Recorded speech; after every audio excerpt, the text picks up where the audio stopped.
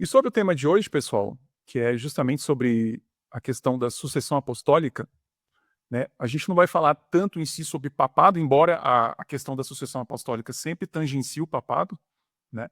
O papado é um tipo especial de sucessão apostólica que a Igreja de Roma reivindica. Só que hoje a gente vai na raiz, assim, na semente do problema, né? Que é a própria ideia de que bispos, né, autoridades pós-apostólicas, de alguma forma herdaram a autoridade dos apóstolos. Então, essa é uma doutrina que ela é extremamente relevante para diferenciar o catolicismo e outras tradições também, como a ortodoxia oriental, em relação ao protestantismo. Pelo menos a maioria das tradições protestantes. Existem algumas tradições protestantes, alguns ramos do anglicanismo, por exemplo, do luteranismo, que também reivindicam algum tipo de sucessão apostólica. Mas, se você imaginar, por exemplo, um exemplo que eu gosto de usar, hipotético, mas que não é irreal, né? Já aconteceu antes na história.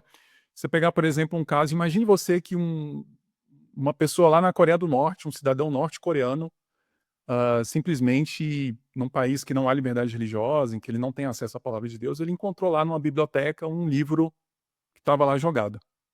E ele se interessou por esse livro, começou a lê-lo, e esse livro é a Bíblia, né?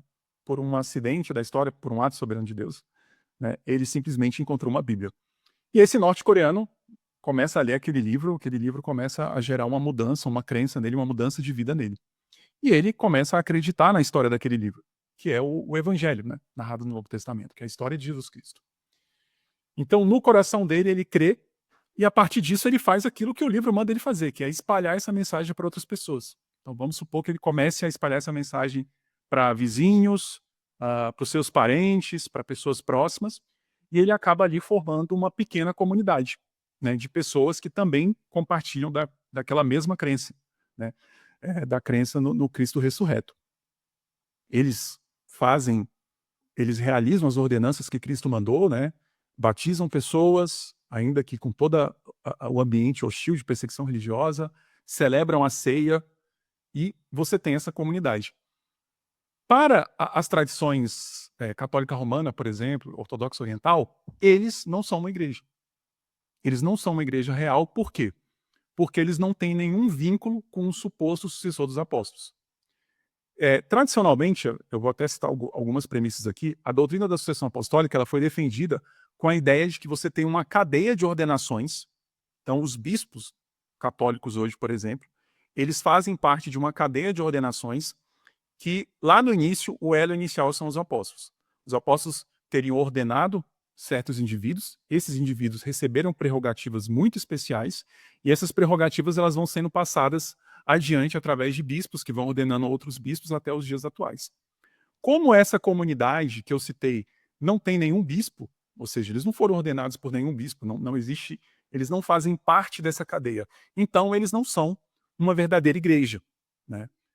O Concílio Vaticano II até vai chamar um exemplo como esse de comunidades separadas, né?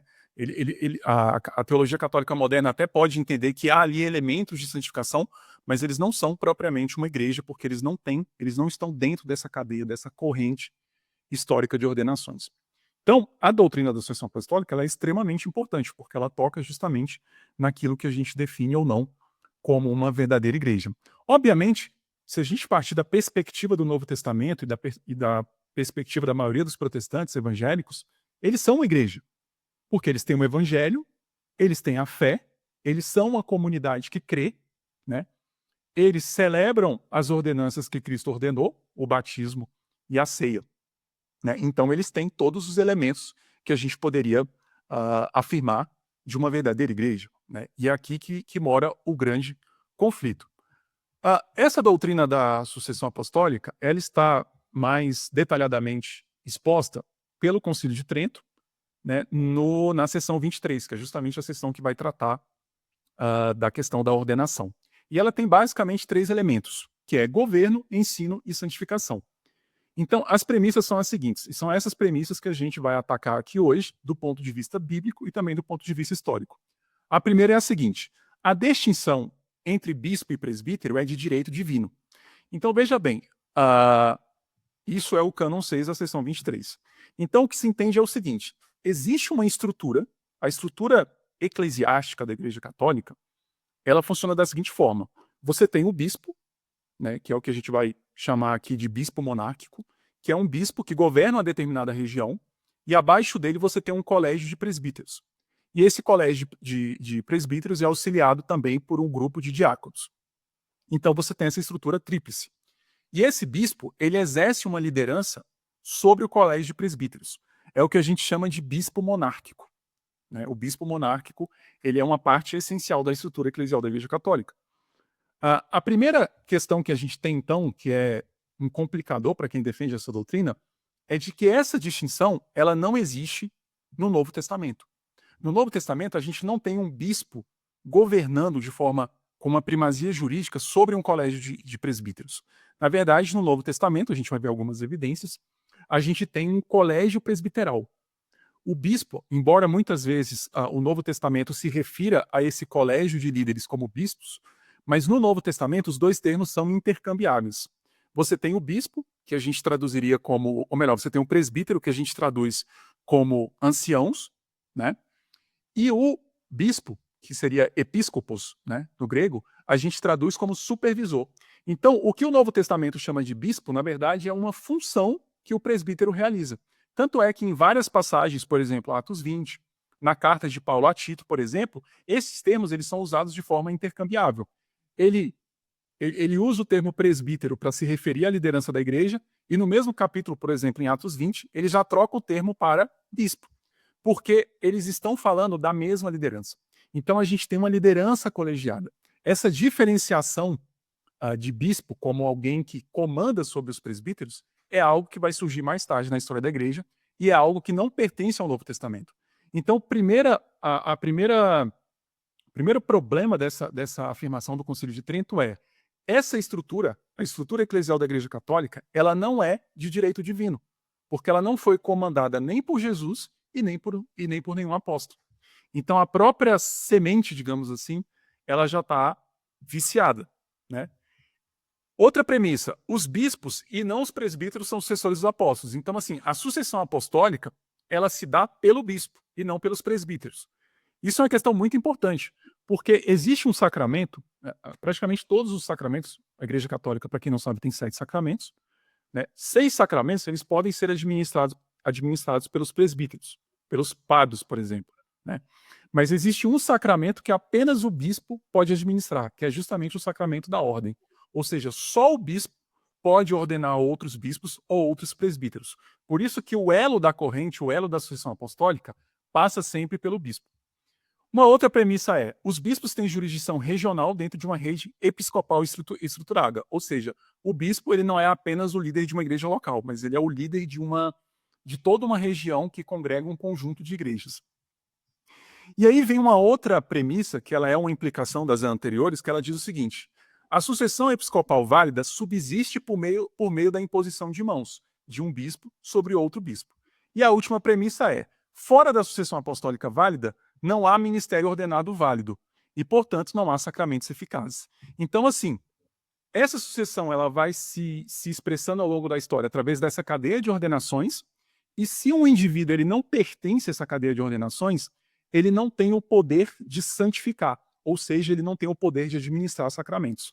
Então, um bispo que não faz parte da cadeia de ordenações, ele não pode ordenar, ele não pode, por exemplo, um elemento extremamente importante para a eclesiologia católica, celebrar a Eucaristia. Então, uma das razões pelas quais eles vão dizer que as igrejas protestantes não são igrejas de fato, é porque nós não temos eucaristias válidas, ou seja, nós não temos um indivíduo que tenha a ele sido conferido o poder, este poder mágico, né, de fazer os elementos da Eucaristia se transformarem literalmente no corpo e no sangue de Cristo. É por isso que aquela comunidade norte-coreana que eu acabei de descrever, eles não teriam uma Eucaristia válida, ou seja, a ceia deles seria inválida porque não teria ninguém que teria esse poder de celebrar esses sacramentos. Então, eu resolvi trazer alguns comentários. A gente vai aqui fazer muitas alusões a alguns autores, a maioria deles católicos, especialmente a 2 autores, um chamado Francis Sullivan, que ele escreveu um livro só sobre o tema da sucessão apostólica, e um outro autor também que escreveu muito sobre isso, tem um artigo também escrito sobre isso, que é o Raymond Brown. E eu vou citar também alguns eruditos patrísticos, especialmente um erudito patrístico protestante chamado Hans von Campenhausen. Então, na maioria das vezes eu vou fazer alusões, depois eu vou pedir para o Lucas deixar nos links da live a documentação, e aí a gente vai, então, trabalhando isso. Se alguém tiver alguma dúvida a respeito de alguma citação aqui, pode me procurar depois. Eu não vou citar tudo ipsis literis, senão vai ficar muito carregado, e aí eu acho que a live não vai fluir bem. Mas o Sullivan, ele fez esse livro, é uma das obras mais recentes sobre sucessão apostólica, e ele traz algumas conclusões bastante claras no seguinte sentido. Na página 16 ele diz o seguinte: uma conclusão parece óbvia. Nem o Novo Testamento, nem a história cristã primitiva oferece suporte para a noção de sucessão apostólica, como uma linha ininterrupta de ordenação episcopal de Cristo através dos apóstolos ao longo dos séculos para os bispos de hoje. Então, assim, a gente não tem de fato, isso aqui, gente, que a gente vai defender hoje, não é algo controverso entre estudiosos do Novo Testamento, tá? Isso é hoje um consenso. Não tem como você substanciar dentro do Novo Testamento a ideia de que todos os bispos que você tem hoje, por exemplo, nessas igrejas que reivindicam a sucessão, eles têm como, através de uma cadeia verificável, provar todos os elos dessa sucessão até o início. E o problema é justamente o início, né? Como se diz, uma corrente ela é tão frágil quanto mais frágil for qualquer dos seus elos. Esse elo inicial, ou seja, essa ideia de que a liderança da igreja primitiva, de que todas as igrejas que iam sendo fundadas pelos apóstolos eram de alguma forma fundadas e os líderes dessas igrejas eram ordenados diretamente pelos apóstolos, nós não temos evidência alguma disso no Novo Testamento, né? O Sullivan vai dizer também o seguinte na página 81 do mesmo livro: devemos concluir que o Novo Testamento não fornece nenhuma base para a noção de que antes da morte dos apóstolos, eles ordenaram um homem como bispo para cada uma das igrejas que fundaram. Ou seja, está dizendo justamente aquilo. Não há essa figura do episcopado monárquico, ou seja, aquele bispo que lidera sobre cada igreja. A gente vai ver, e a evidência é muito clara, que a liderança era colegiada. E nós não temos evidência de que todos esses presbíteros foram ordenados diretamente por apóstolos. E ele vai dizer também na mesma página: nem a evidência do Novo Testamento apoia a ideia de que Pedro, Paulo ou qualquer outro apóstolo tornou-se bispo de qualquer igreja local ou ordenou algum homem como bispo de uma igreja local. É inútil procurar no Novo Testamento uma base para a ideia de uma linha ininterrupta de ordenação episcopal de Cristo através dos apóstolos ao longo dos séculos para os bispos de hoje. Essa é uma questão extremamente importante, porque especialmente ali no século IV, em alguns casos um pouco mais cedo, no século III, vão surgir essas listas de bispos, né? E os apóstolos, muitas vezes, vão ser colocados como bispos de igrejas locais, né? Você vai ver essa afirmação muito comum de que Pedro foi bispo da igreja de Roma, Pedro foi bispo da igreja de Antioquia, também é outra afirmação que é feita, de que Marcos, que era um assessor de Pedro, alguém ligado a Pedro, foi bispo da igreja de Alexandria. Ou seja, a partir do século IV, mas especialmente no século III, as igrejas elas vão, de alguma forma, tentar demonstrar que elas têm uma fundação direta por apóstolos, porque isso envolvia diretamente o status que aquela igreja ia adquirir dentro da comunhão da igreja cristã antiga. Porém, a gente tem esse primeiro problema. Nós não vemos no Novo Testamento os bispos, ou melhor, os apóstolos atuando como bispos. Porque os apóstolos eles não eram pastores fixos das igrejas. Os apóstolos eles seriam, para utilizar uma terminologia mais moderna, missionários. A atividade apostólica ela era predominantemente missionária. É o que nós vemos, por exemplo, no caso do apóstolo Paulo.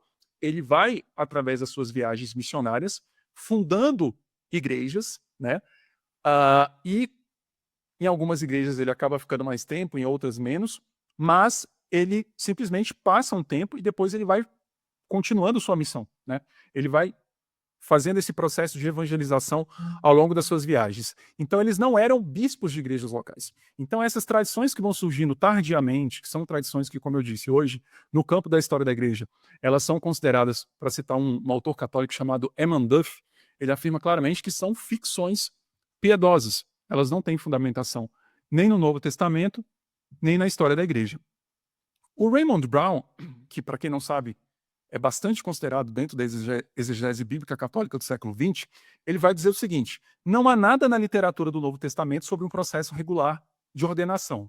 E a fortiori, não há nada que sustente a tese de que por uma cadeia de imposição de mãos, todo presbítero / bispo local pudesse traçar uma linhagem de ordenação até os apóstolos. Tampouco sabemos se os ofícios eclesiásticos eram exercidos por tempo limitado ou por toda a vida. Então, assim, isso é de um artigo que ele escreveu, um artigo muito bom, inclusive, que ele vai traçar todas essas nuances ao longo do Novo Testamento. Ele vai analisar cada livro do Novo Testamento, e ele vai chegar a essa conclusão, de que a gente não tem, de fato, nenhum fundamento para defender essa ideia de uma cadeia histórica de ordenações, ou seja, uma cadeia de imposição de mãos que vai chegar como elo inicial ou elo principal, um elo apostólico. Então, uma questão interessante, geralmente quando a gente analisa, por exemplo, católicos defendendo a ideia da sucessão apostólica, eles vão pegar muitas passagens, e aí eu acho que essa é a primeira questão que o nosso público tem que ter noção. Eles vão pegar muitas passagens que falam da autoridade dos apóstolos. Por exemplo, no Evangelho de João, é dito que o Espírito Santo iria guiar, né, os discípulos a toda a verdade. Né? É dito que o Espírito Santo ia lembrar o que eles deveriam falar. A gente tem, por exemplo, no texto de Mateus da Grande Comissão, Mateus 28, quando Cristo manda que façam discípulos de todas as nações, né? Que eles batizem e façam discípulos. Então, você tem textos de Lucas, por exemplo, o Evangelho de Lucas, quando Jesus fala quem vos ouve, ouve a mim. Então, assim, a gente tem claramente no Novo Testamento um quadro em que existe uma clara defesa da autoridade apostólica. A autoridade apostólica como uma autoridade delegada por Cristo. E aí, o que a gente vê muito é uma leitura católica apressada, pegando essa autoridade apostólica, tudo que é dito sobre os apóstolos é automaticamente aplicado aos bispos da Igreja Católica de hoje. Mas é justamente isso que a gente está desafiando aqui. Essa ideia de que a autoridade dos apóstolos foi, de alguma forma, herdada por essas lideranças posteriores, não é uma ideia que encontra fundamento no Novo Testamento. Uma vez que o Novo Testamento ele trata a autoridade apostólica como uma autoridade fundacional, única e irrepetível. Ou seja, não é algo que se perpetua ao longo da história. A gente tem, por exemplo, um autor que é bastante citado nesses debates, que é Inácio de Antioquia, e ele, inclusive, deixa isso bem claro. Quando ele escreve uma epístola à Igreja de Roma, ele diz o seguinte: eu não vos dou ordens como Pedro e Paulo. Né? Inclusive, isso é até usado por alguns para defender a tese de que Pedro esteve em Roma. A gente pode até falar sobre isso depois, se Pedro de fato esteve em Roma. Mas ele deixa bem claro que mesmo ele sendo um bispo, ele não tem a autoridade de um apóstolo. Ou seja, ele não herda as prerrogativas de todos os apóstolos. Uma dessas prerrogativas é justamente o fato de que os apóstolos são inspirados. Né? Os escritos apostólicos são inspirados pelo Espírito Santo. E até mesmo a teologia católica vai assumir que um bispo hoje escrevendo, ele não tem essa mesma prerrogativa. Né? Ele não tem esse mesmo dom apostólico. Uma outra questão importante é que a gente observa ao longo do Novo Testamento um desenvolvimento da estrutura da igreja. A princípio, a gente observa, por exemplo, principalmente na igreja de Corinto, e é interessante a gente observar que as cartas de Paulo à igreja de Corinto estão entre as cartas mais antigas do Novo Testamento. Né? Geralmente se afirma que 1 Tessalonicenses foi a primeira carta, 1 Coríntios, 3 e 2 Coríntios são as cartas que vêm posteriormente. Então, a gente observa que, por exemplo, em Corinto, Paulo estava lidando com problemas de ordem disciplinar e problemas de ordem litúrgica, porque eram problemas que envolviam a própria ceia do Senhor. A igreja de Corinto não estava celebrando a ceia do Senhor com a dignidade que deveria ser celebrada. E a gente tem, por exemplo, aquele exemplo do homem que estava possuindo a mulher de seu pai, e Paulo fica estarrecido, né? Como que a igreja de Corinto permite aquilo ali? Então nós temos aqui problemas disciplinares e problemas litúrgicos.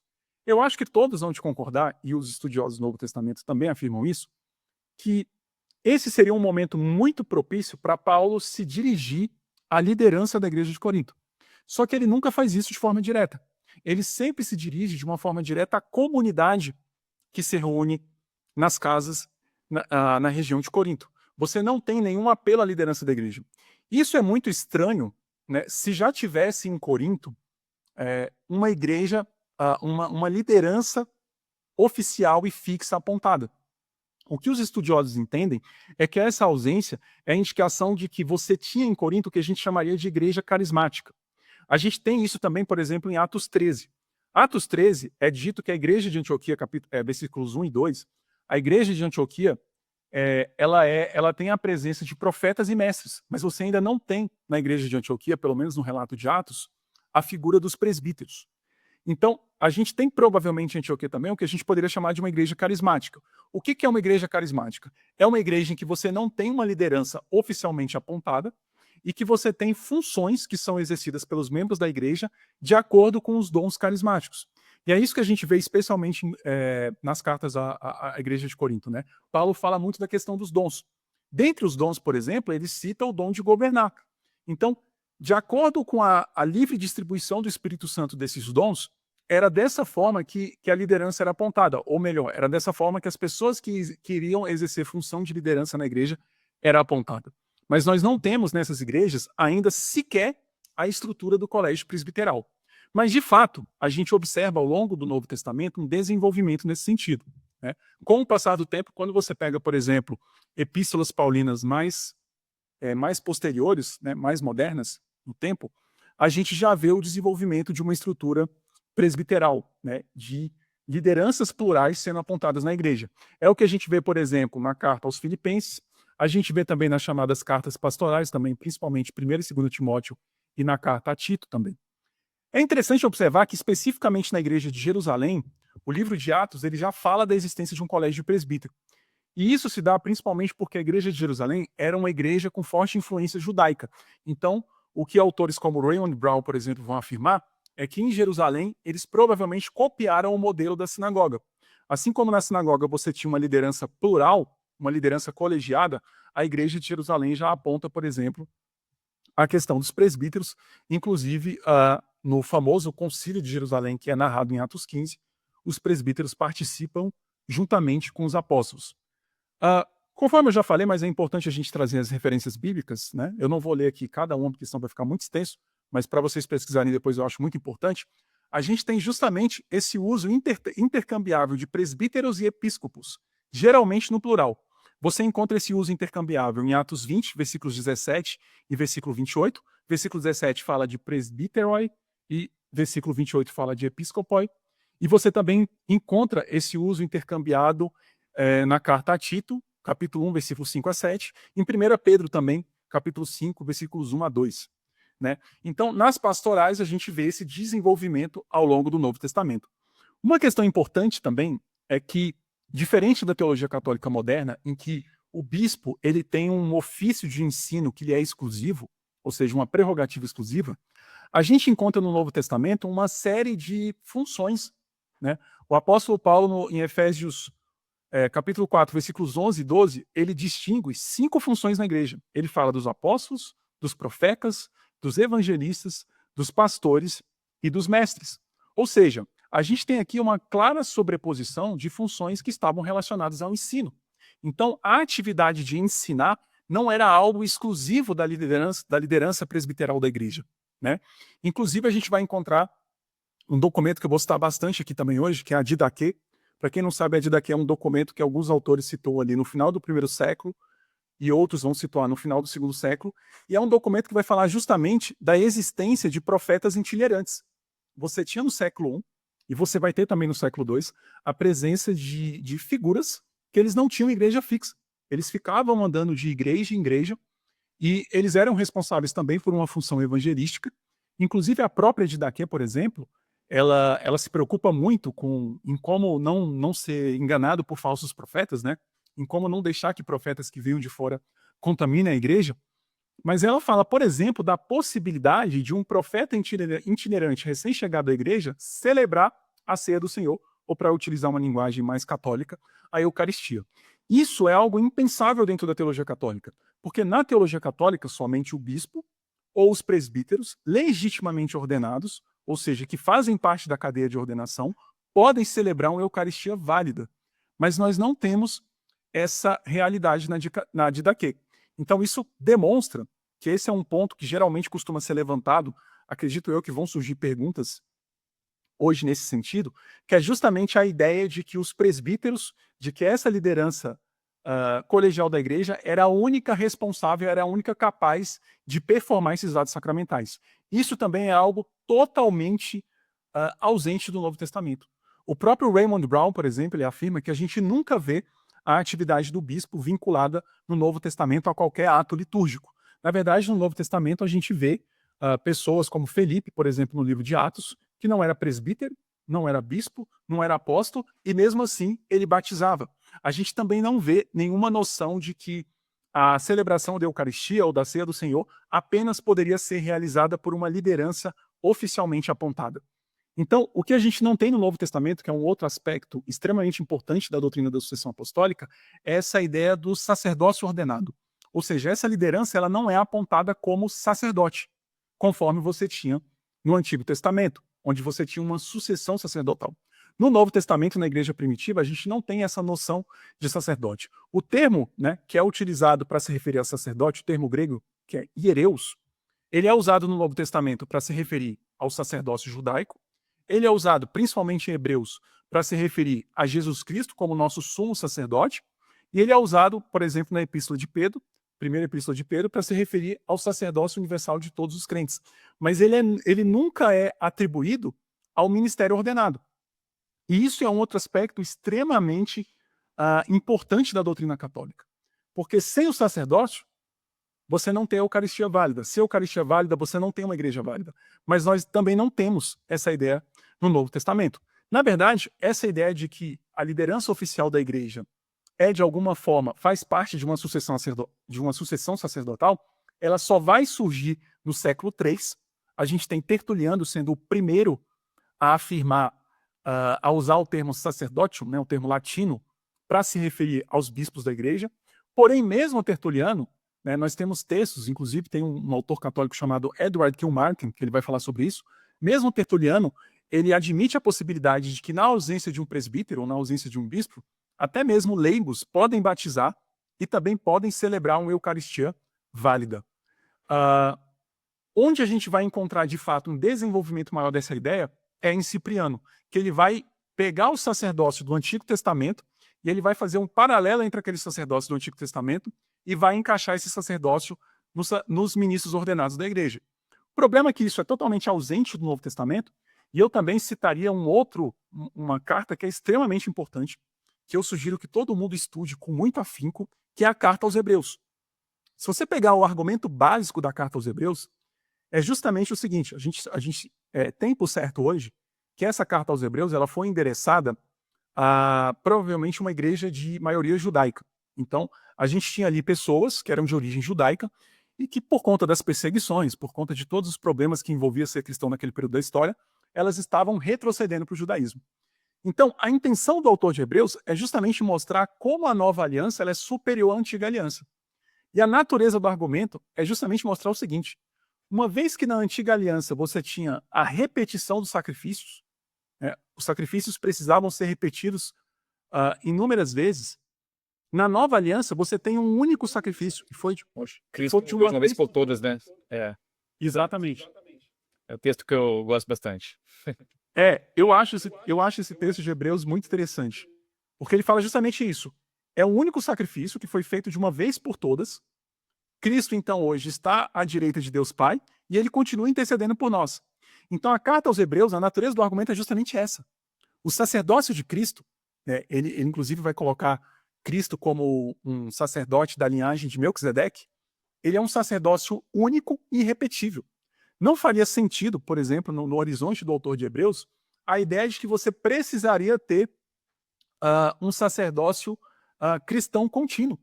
Isso seria, assim, isso minaria todo o argumento. Porque o que ele está dizendo é justamente o seguinte: a nova aliança é superior porque não tem, porque você não tem uma repetição do sacrifício e porque você não tem uma sucessão sacerdotal. Agora nós temos um único sacerdote. E justamente por nós termos um sacrifício que não precisa ser repetido, a gente não precisa mais de sacerdotes que precisem ficar repetindo esse sacrifício. Então, assim, de fato, a carta aos Hebreus é, a meu ver, um grande problema para quem vai tentar utilizar essa ideia de que somente os bispos, como sacerdotes ordenados, têm esse poder de celebrar os atos sacramentais. Cara, Eu acho que para início... Então, assim, sobre Irineu, é até interessante porque a gente vai traçar aqui dá para traçar o histórico de como começa a surgir essa ideia de sucessão apostólica na igreja. Tem um erudito protestante chamado Hans von Campenhausen, que ele produziu o que é até hoje, assim, considerado uma das obras mais icônicas do século XX sobre justamente a questão da autoridade na igreja primitiva, né? Principalmente nos séculos, ele aborda principalmente os séculos 1 e 2, né? E a pesquisa dele tem uma conclusão, e eu gosto de citar ele porque ele é citado pelo Joseph Ratzinger, né? O antigo Papa Bento XVI. O Papa Bento XVI, ele tem um livro de 100 e poucas páginas sobre sucessão apostólica, tradição, que ele também trata dessas questões a partir de uma perspectiva católica. E o Ratzinger cita esse livro do Campenhausen e cita com aprovação. Então, qual que é a tese do Campenhausen, que hoje é a tese que predomina na academia? É basicamente a seguinte: a ideia de sucessão apostólica, ela não surge dentro da igreja cristã. Essa ideia de que a gente teria uma cadeia de ensino, né? Uma cadeia de mestres, que de alguma forma eles seriam uma prova de que um ensino era apostólico, os primeiros a reivindicarem isso foram os gnósticos. Os gnósticos eram um grupo cristão herético do século II. Eles negavam, por exemplo, que Jesus Cristo veio em carne, né? Eles negavam a realidade da ressurreição, enfim, é uma série de heresias ali que a igreja cristã do século II precisou combater de uma forma bastante voraz. Então o Campenhausen, ele demonstra que o primeiro a reivindicar esse tipo de ideia foi um gnóstico chamado Ptolomeu. Existe um documento chamado Carta à Flora, e é a primeira vez que nós temos essa reivindicação de uma cadeia de mestres. E o que os gnósticos faziam? A dinâmica era basicamente a seguinte: quando eles apresentavam essas doutrinas totalmente estranhas, né? Por exemplo, a ideia, que é o que a gente chama de docetismo, né? A ideia de que Cristo tinha apenas a aparência de um corpo, mas que ele não tinha um corpo de fato. Obviamente que a igreja, os mestres cristãos da época perguntaram, mas onde é que está isso? Onde é que está a base disso nos escritos dos apóstolos, né? Onde é que está a base disso na tradição da igreja? Né? Lembrando que o que eles entendiam por tradição da igreja aqui não era algo extra-bíblico. Tá?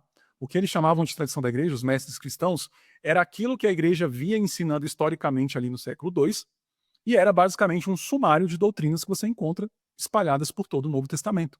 Provavelmente era um credo pré-batismal. Era um conjunto básico de doutrinas que você tinha que recitar antes de ser batizado. É o que se chamava de regula fidei, né? Ou a regra da fé. Então, isso era a tradição que eles estavam defendendo contra esses gnósticos que negavam elementos vitais dessa tradição. Né? Por exemplo, a ressurreição de Cristo. Né? Acho que todo mundo concorda que a ressurreição é um aspecto central da fé cristã. Se você nega a ressurreição, acabou o cristianismo. Né? Como Paulo disse, se Cristo não ressuscitou, vã é a nossa fé. Então, os gnósticos, eles começam a dizer o seguinte: veja bem, é porque os apóstolos, eles ensinaram algumas coisas em secreto para alguns mestres nossos. Eles basicamente começavam a citar uma cadeia de pessoas, e eles diziam que aquela cadeia de pessoas recebeu um ensino apostólico secreto. Então, diferente da tradição da igreja, que era pública e verificável, né, a tradição gnóstica ela era uma tradição secreta que somente aquelas pessoas que eram iniciadas, ou seja, para você ter acesso a esse conhecimento secreto, você precisaria entrar em alguma ordem gnóstica, em algum grupo gnóstico, para você ter acesso àquela tradição.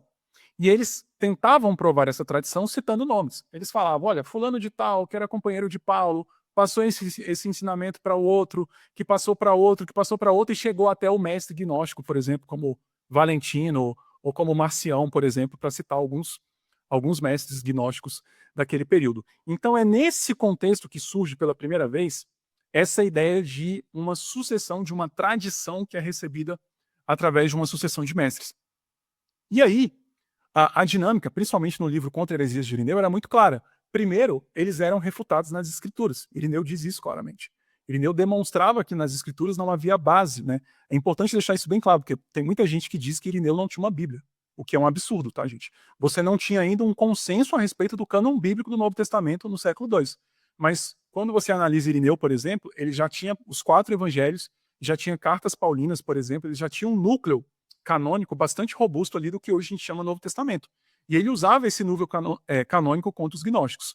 E aí os gnósticos vinham com esse argumento, né? Não, mas veja bem, esse ensinamento que a gente tem, ele é um ensinamento secreto, é um ensinamento que só a gente recebeu. Eu não sei se vocês conseguem perceber um certo paralelo com esse tipo de argumento com a argumentação que muitos apologistas católicos usam hoje em relação à tal da tradição oral. Geralmente, né, eu não vou falar que todos, né, a teologia católica no seu mais alto nível não vai usar esse tipo de argumentação, mas no nível mais popular a gente vê uma argumentação que muitas vezes parece muito com gnosticismo. Eles vão falar, não, veja bem, essa doutrina não está na Bíblia, ela não está nos escritos do Novo Testamento, mas ela foi preservada apenas oralmente, o que era algo que seria impensado para Irineu. A ideia de doutrinas apostólicas sendo preservadas apenas oralmente, ou seja, que fossem suplementares à Escritura, totalmente estranho ao pensamento de Irineu.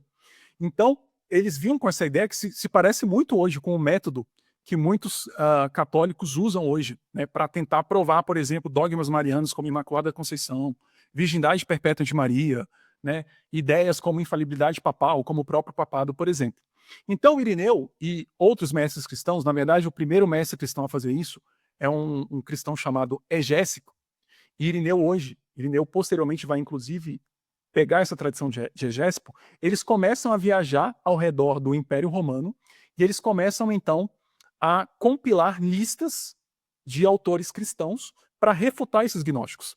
No sentido de dizer o seguinte, vocês estão falando que receberam essa tradição secreta, mas quando a gente vai verificar todas as igrejas, a gente verifica que o ensinamento consensual de todas as igrejas, nesse período da história, a gente está falando do século II, não é isso aí que vocês estão ensinando.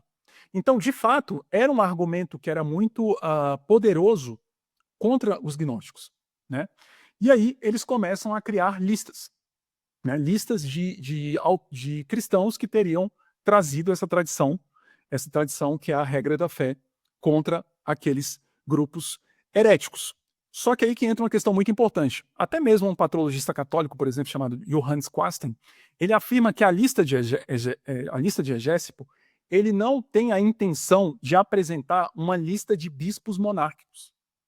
A intenção dele é apresentar uma lista de gerações de cristãos que mantiveram aquela fé apostólica em contraposição com o que os gnósticos estavam defendendo. Embora a gente tenha aqui, de fato, em Irineu, o que a gente poderia chamar de uma semente da sucessão apostólica, você não tem em Irineu, por exemplo, o que a Igreja Católica hoje ensina como sucessão apostólica. Por exemplo, Irineu, ele não conceberia a ideia de que a validade de uma igreja depende de estar dentro de uma cadeia de ordenações. A gente tem, por exemplo, Tertuliano, que também iria usar esse argumento contra os gnósticos, e Tertuliano ele testemunha o seguinte, que haviam igrejas que não tinham fundação apostólica, e essas igrejas, ele inclusive afirmava que elas iriam surgindo diariamente, então a gente está num período de crescimento vertiginoso do cristianismo, mas na medida em que essas igrejas concordavam com essa regra da fé, com essa grande tradição apostólica, essas igrejas elas também eram igrejas apostólicas. E é aí que a gente encontra uma diferenciação muito importante que a gente precisa fazer quando a gente pega autores como Irineu, Egésipo e Tertuliano, entre uma sucessão doutrinal e uma sucessão de ordenações. Essa é uma diferença extremamente importante, porque nós protestantes, a gente aceita a ideia de uma sucessão doutrinal. A gente aceita, por exemplo, que ao longo da história da igreja cristã, líderes tiveram um papel de governo na história da igreja, e eles tinham sim a função de manter a doutrina. Então, o que é importante para nós, o verdadeiro critério para definir o que é a verdadeira igreja, não é você ter, por exemplo, um cara que supostamente foi ordenado por X, que foi ordenado por Y, que foi ordenado por Z, e isso supostamente chega no apóstolo. O importante é a doutrina. Essa é a doutrina que está sendo preservada. E esse é, inclusive, um dos argumentos que a gente faz muito contra a sucessão apostólica. Porque quando a gente analisa historicamente, você tem várias igrejas diferentes, você tem a igreja de Roma, você tem dezenas de igrejas orientais, que eles apelam à sucessão apostólica, mas eles estão ensinando doutrinas absolutamente diferentes. Então a pergunta que fica é, se uma cadeia de ordenações é suficiente, se é isso que prova a verdadeira doutrina, por que a gente tem tantas igrejas com supostas cadeias de ordenações e elas estão ensinando coisas tão distintas, né? Elas não têm essa uniformidade da fé da igreja, coisa que Irineu poderia afirmar, porque ele afirmava que aquela tradição era uníssona. Porém, a tradição de Irineu, e felizmente ele na sua obra Contra as Heresias, ele fez questão de apresentar o conteúdo da tradição, ela não tem absolutamente nenhum eco com o que os católicos hoje chamam de tradição, né? Como eu já disse, você não vai encontrar na tradição de Irineu purgatório, você não vai encontrar a Imaculada Conceição de Maria, você não vai encontrar a Assunção de Maria, você não vai encontrar a Virgindade Perpétua, você não vai encontrar, por exemplo, a doutrina do sacerdócio conforme é praticado na Igreja Católica, você não encontra o papado nem a infalibilidade papal. Aí que entra a questão, que é justamente a citação que o nosso colega trouxe, que Irineu ele apresenta a Igreja de Roma como um exemplo.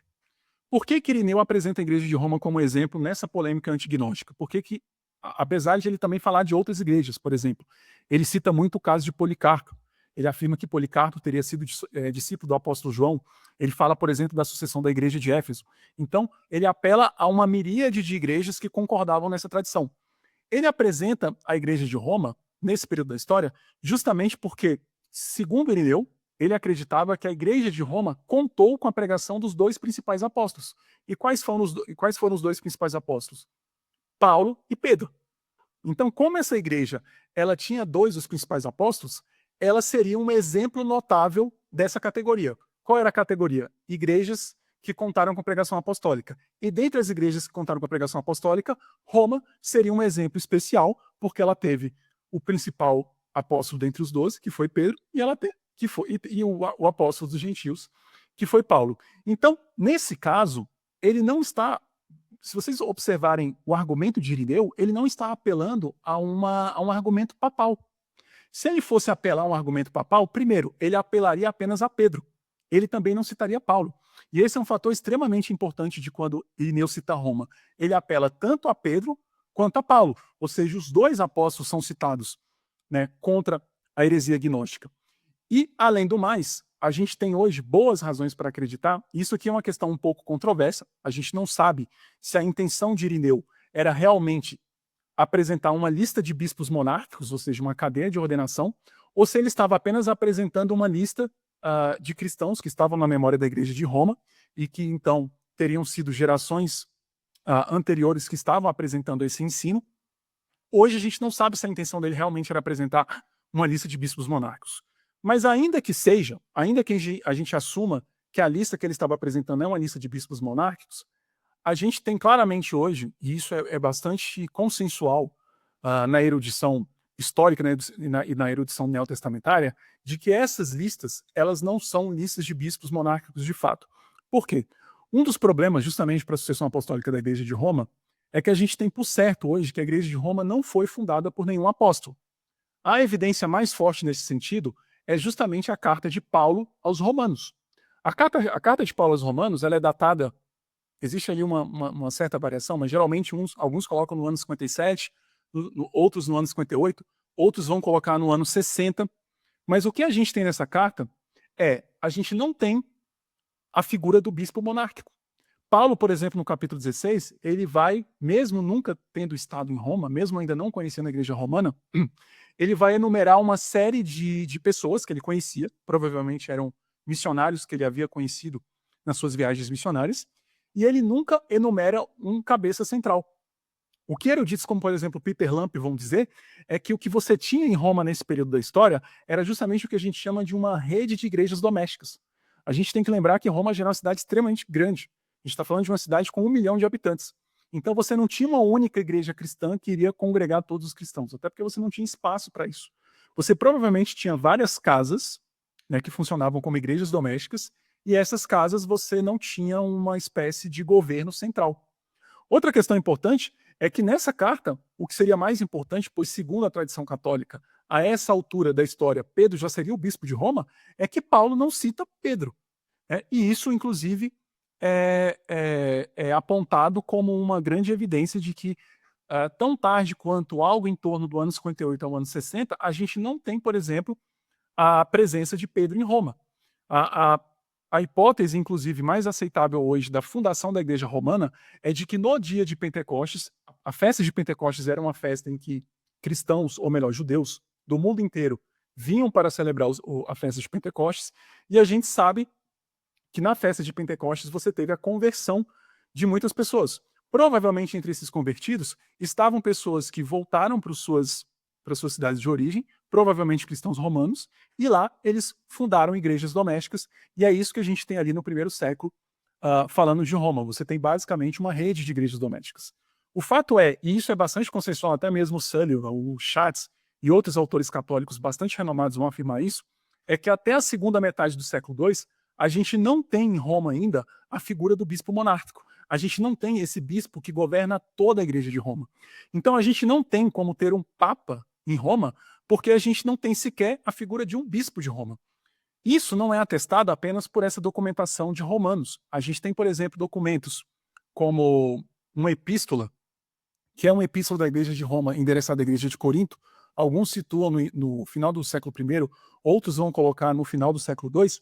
E essa epístola, ela nunca se refere a nenhum líder unívoco na igreja de Roma. Inclusive, ela fala da estrutura eclesial da igreja como um colégio de presbíteros.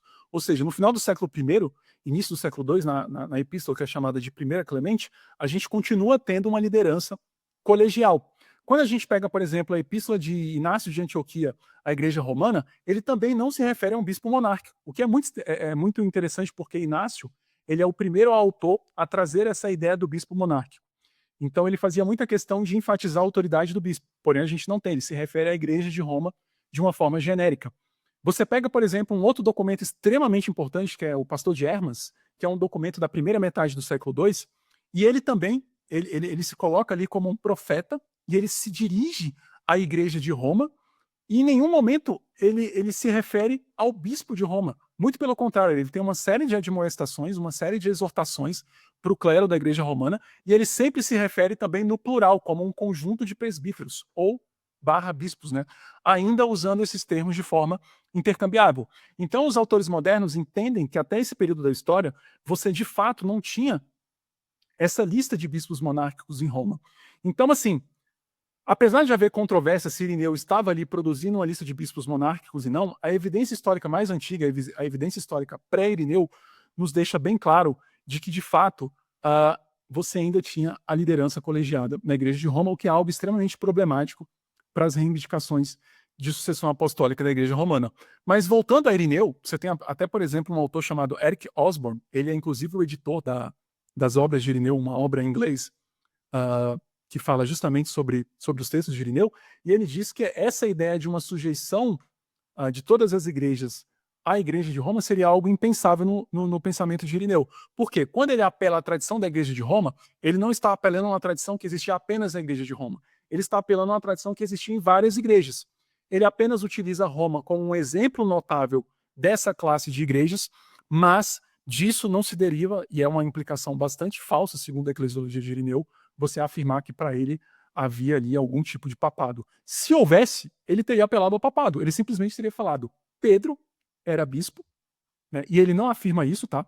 A ideia de que Pedro foi bispo de Roma só vai surgir, algumas fontes, alguns autores vão colocar no século III, outros no século IV, né? Ele nunca coloca Pedro como bispo de Roma, ele coloca Pedro e Paulo, né, como organizadores da igreja romana, ele sempre apela igualmente os dois. Então, se ele tivesse alguma noção papal, ele apelaria exclusivamente a Pedro e ele afirmaria, por exemplo, por razões papalistas, que Roma tinha essa preeminência sobre outras igrejas. Mas, de fato, não é um apelo a uma autoridade intrínseca, jurídica da igreja de Roma, mas é um apelo a uma tradição, que era também uma tradição que poderia ser observada em outras igrejas do período. A sucessão apostólica garante autoridade e assistência divina. Como explicar o sínodo do cadáver, onde o Papa exumou, julgou e mutilou outro Papa, e depois tudo foi anulado pelos Papas seguintes? Onde estava a continuidade espiritual nessa sucessão?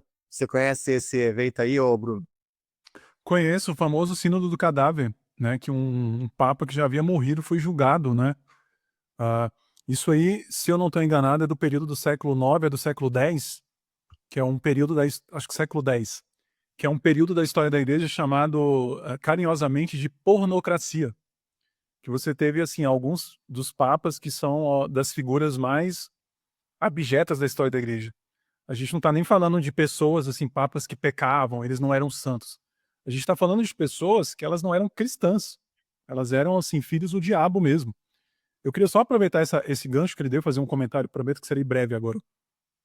Porque um dos argumentos que é muito utilizado pelos católicos é justamente a ideia de que a autoridade do Papa ele não depende de nenhum tipo de santidade pessoal, ou seja, eles defendem que o Papa ele pode ser isso aí mesmo, ele pode a sucessão papal ela pode acabar em figuras que sequer são cristãs, em homens que, além de não cristãos, eles são péssimos não cristãos, né? Eles são homens absolutamente totalmente desprovidos de qualquer testemunho cristão.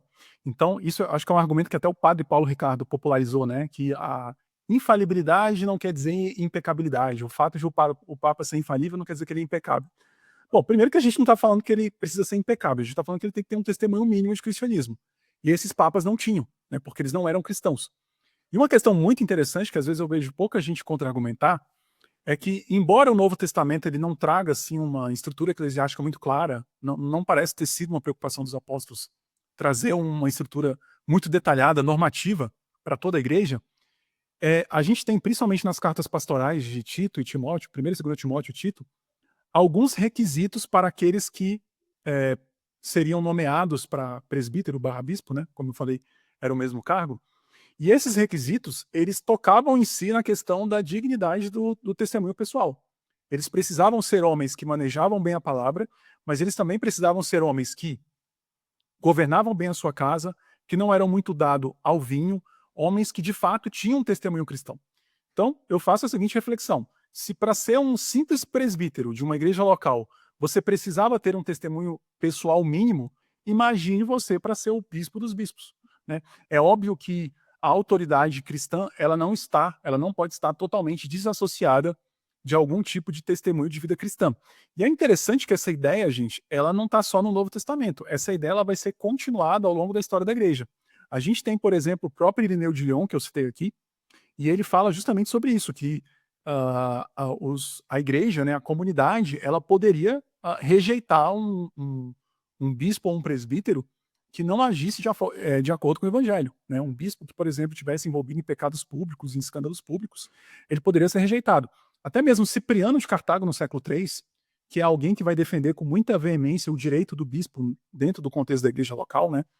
Ele é um importante testemunho contra o papado, mas ele defende muito essa questão da independência do bispo na igreja local. Ele vai falar que sim, que a igreja ela tem esse direito de resistir a bispos que são indignos, né? Então, assim, a ideia de que a autoridade do bispo não tem nenhuma vinculação com o testemunho pessoal dele é algo que a gente não encontra nem no Novo Testamento e também a gente não encontra nem na história da igreja. É uma coisa que realmente deveria ser requerido. Mas isso é um problema grave, a meu ver, da eclesiologia católica romana. Na eclesiologia católica romana, o Papa, se a gente, por exemplo, descobrisse que o Papa Leão XIV está fazendo orgias no Vaticano, né? Alguém falou aí que Pedro fazia orgias, né? Se ele estivesse fazendo orgias no Vaticano, se a gente descobrisse que o Papa abusou de crianças, se fosse descoberto que o Papa cometeu pecados graves de natureza pública, como a gente sabe que ao longo da história muitos papas cometeram, você não tem absolutamente nenhum mecanismo canônico para destituir um papa por essa razão. Tipo assim, inclusive na Idade Média, alguns teólogos até locubravam sobre isso. Eles falavam, não, a gente tem que simplesmente rezar para ele morrer ou para ele dar alguma coisa nele e ele ser destituído, e ele próprio renunciar. Porque ele próprio não pode ser destituído do cargo. A eclesiologia católica romana ela é tão centralista, ela criou um monstrengo assim, que você literalmente pode ter um filho do demônio e você tem que submeter de forma absoluta a sua consciência a um filho do demônio, por pior que o testemunho dele seja, né? Porque não tem nenhum mecanismo. Obviamente que isso está a quilômetros de distância do que a gente vê no Novo Testamento, especialmente nas epístolas pastorais.